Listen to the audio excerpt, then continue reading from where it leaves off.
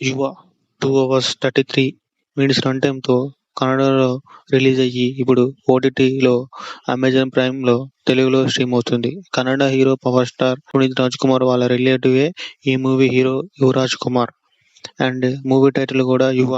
ఇంక మూవీ చూసిన తర్వాత నాకేమనిపించిందంటే మూవీ అయితే బాగుంది. స్టార్టింగ్ యాక్షన్ సీన్‌తో హైప్‌గా ఉంటుంది అనుకుంటాం.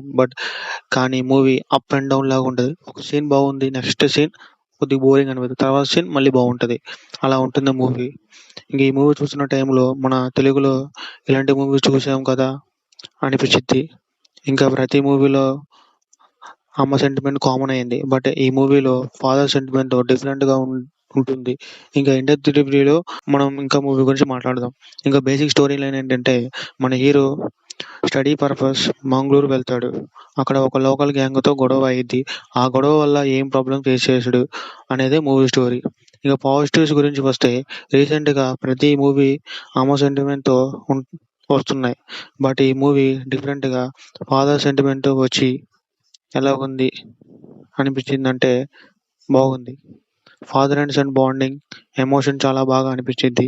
హీరోకిచ్చే ఎలివేషన్, ఫైట్ సీన్స్ బాగున్నాయి. ఇంటర్వెల్ బజ్ కూడా బాగుంది.